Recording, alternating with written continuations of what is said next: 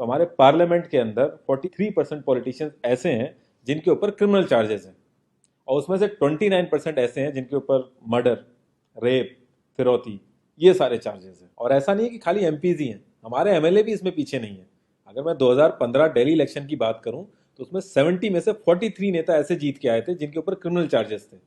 और अगर करंट की बात करें तो 37 एमएलए ऐसे हैं जिनके ऊपर क्रिमिनल चार्जेस हैं। और ये ऐसा नहीं है कि किसी ने आरोप लगा दिया या एफआईआर है, ये वो चार्जेस हैं जो सुप्रीम कोर्ट के अंदर फ्रेम हो चुके हैं। मतलब पुलिस गई है वहां पे, उसको एविडेंस कंफर्म हुए, आई विटनेसेस मिले हैं, ये वो चार्जेस हैं।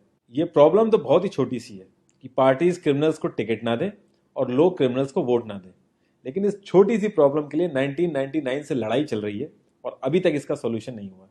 1999 में एसोसिएशन फॉर डेमोक्रेटिक रिफॉर्म, जिसे एडीआर नाम से ज्यादा जानते हैं लोग, इन्होंने जो भी क्रिमिनल्स हैं पॉलिटिक्स में, इनके लिए एक पीआईएल डाली दिल्ली हाई कोर्ट में, और दिल्ली हाई कोर्ट ने उसको एक्सेप्ट भी कर लिया। जब दिल्ली हाई कोर्ट ने ये पीआईएल एक्सेप्ट की थी तो ये चीज वहीं खत्म हो गई थी। ये जो नेता जिन्हें हम जिता के लाते हैं ना, ये सब लोगों ने मिलके उस पीआईएल के अगेंस्ट में सुप्रीम कोर्ट में अपील कर दी। जब सुप्रीम कोर्ट से भी इनकी अपील खारिज हो गई तो हमें वो देखने को मिला जो हमने कभी नहीं देखा था, ये सारी पार्टियां एक हो गई। जब हमारे देश की सिक्योरिटी की बात आती है, उरी अटैक हो गया, बालाकोट हो गया, या हमले वाली सिचुएशन बनती है, तब भी ये पार्टियां एक नहीं होती। लेकिन इस चीज के लिए ये सारी पार्टियां एक हो गई थी, और ये सारी चीजें एक ही जगह आके फंस जाती हैं। इंडिया के कानून के हिसाब से जब तक किसी भी आदमी के ऊपर फाइनल जजमेंट नहीं आता तब तक वो बेकसूर है, और उसी चीज का फायदा उठता है। अगर कोई आईएएस की तैयारी कर रहा है और उसके ऊपर क्रिमिनल चार्जेस हैं तो उसे ऑफर लेटर नहीं मिलेगा, यहां तक कि क्लर्क की जॉब के लिए उसको दिक्कत आ जाएगी। लाखों कैदी ऐसे हैं जिन पे अभी जजमेंट नहीं आया है, जो अंडर ट्रायल है, उनको जेल में डाल रखा है। तो ये सारी चीजें जो एप्लीकेबल होती हैं सिर्फ पॉलिटिशियंस के लिए होती हैं, बाकी किसी के लिए नहीं। इतने बड़े सांसदीय क्षेत्र में पार्टियों के लिए इतना मुश्किल हो जा रहा है ऐसा कैंडिडेट ढूंढना जिसका कोई क्रिमिनल रिकॉर्ड ना हो। एडीआर की रिसर्च के हिसाब से क्रिमिनल कैंडिडेट के चांसेस 3 गुना ज्यादा होते हैं जीतने के क्लीन कैंडिडेट के मुकाबले। एक क्रिमिनल कैंडिडेट मनी और मसल पावर का परफेक्ट कॉम्बो बन जाता है। पार्टी के लिए फंडिंग इकट्ठी करनी हो, self financing, black money, campaigning के लिए फाइनेंस इकट्ठा करना हो, हर एक चीज में माहिर होते हैं। इसलिए पॉलिटिकल पार्टीज की ये पहली पसंद बन जाती है। पहले लोग इतनी डिमांड में नहीं थे, पहले वही भीड़ इकट्ठी करना, बूथ कैप्चरिंग, इन्हीं सब चीजों तक ये लोग लिमिटेड थे।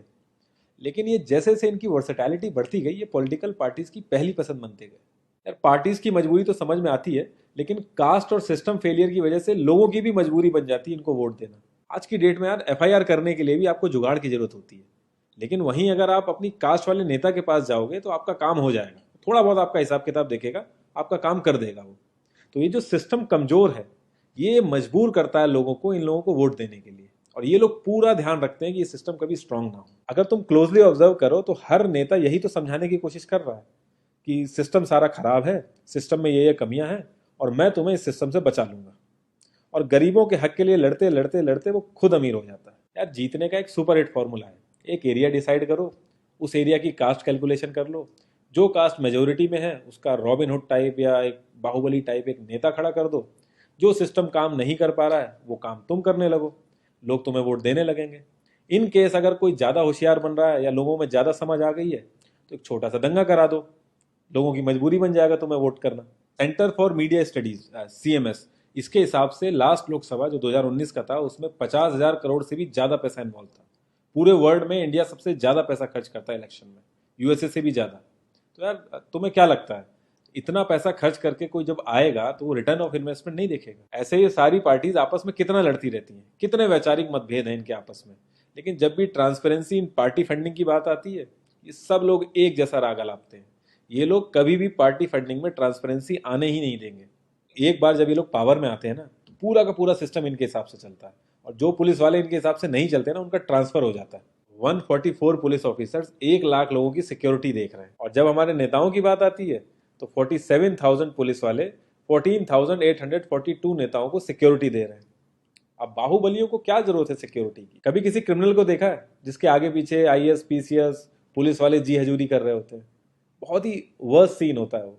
हर साल रिपोर्ट्स आती हैं कि 75% से भी ज्यादा लोगों को पुलिस पे भरोसा ही नहीं है।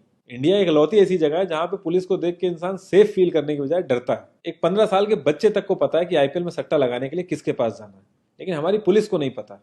और ये सारा सिस्टम, ये जो वीक सिस्टम है, हमारे नेताओं को बहुत सूट करता है, क्योंकि जिस दिन ये स्ट्रांग हो गया तो इन सब की दुकानें बंद हो जाएंगी। इंडिया की 65% आबादी 35 की एज से नीचे है, जो हमारा लोकसभा है उसकी एवरेज एज है 54 और राज्यसभा की एज 63.5 है। एक दो केस अगर छोड़ दें तो आम आदमी के लिए पॉलिटिक्स में घुसने का रास्ता नहीं है। अगर आप गूगल पे सर्च करोगे ना टॉप 10 यंग पॉलिटिशियंस, तो एक भी नाम उसमें ऐसा नहीं होगा जिसका कोई फैमिली से पॉलिटिकल कनेक्शन ना हो। आजादी के बाद से 0.5% से भी कम पॉलिटिशियंस ने अपने बच्चों को आर्मी में भेजा है। वहां नहीं भेजते ये लोग। हम लोग इनसे मैनिफेस्टो में डिमांड ही कहां करते हैं। हम तो बस रिलीजियस मुद्दे देखते हैं मैनिफेस्टो में और खुश हो जाते हैं। इंडिया ने ब्रिटिश पार्लियामेंट्री सिस्टम अडेप्ट किया और उसमें एक बहुत ही इंपॉर्टेंट चीज़ है शेडो कैबिनेट, वो हमने छोड़ दी। इसके बारे में बहुत ही कम लोगों को पता है और ये लोग हमें पता लगने भी नहीं देते। तो इसमें होता यह है कि अगर मैं फाइनेंस मिनिस्ट्री का ही एग्जाम्पल लूँ तो जो भी रूलिंग पार्टी का फाइनेंस मिनिस्टर है उसके पैरेलली एक ऑपोजिशन का भी फाइनेंस मिनिस्टर असाइन हो जाएगा और जो रूलिंग पार्टी का फाइनेंस मिनिस्टर है उसकी एक्टिविटीज को ऑपोजिशन का फाइनेंस मिनिस्टर लोगों तक पहुंचाएगा। और इसी तरीके से हर डिपार्टमेंट में होता है और लोगों के लिए बड़ा बेनिफिशियल रहता है ये। क्योंकि छोटे से छोटे काम के लिए हमारे इंडिया में बहुत सारी मिनिस्ट्री इन्वॉल्व रहती हैं, तो एक्चुअल में किस नेता की गलती है पता ही नहीं चल पाता है। इस तरीके के बहुत सारे कॉन्सेप्ट हैं जो हम लोगों को पार्टी से मैनिफेस्टो में डिमांड करने चाहिए, क्योंकि हम लोग तो हमेशा मंदिरों और मस्जिदों के लिए ही लड़ते हैं। ये सारी चीजें एकदम से तो सही हो नहीं जाएंगी, लेकिन एक चीज हमारे हाथ में है कि यार हम कम से कम किसी क्रिमिनल को तो वोट ना दें। और ऐसा तो होता नहीं कि सारे के सारे लाइन से क्रिमिनल ही खड़े हो जाते हैं।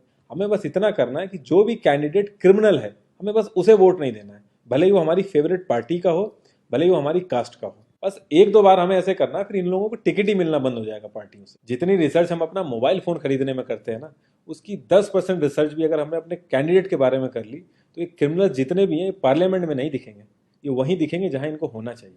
लास्ट में एक ही क्वेश्चन पे मैं इस कॉन्वर्सेशन को एंड करूंगा कि पॉलिटिक्स अगर समाज सेवा है तो सैलरी क्यों, और अगर नौकरी है तो एग्जाम और क्वालिफिकेशन क्यों नहीं।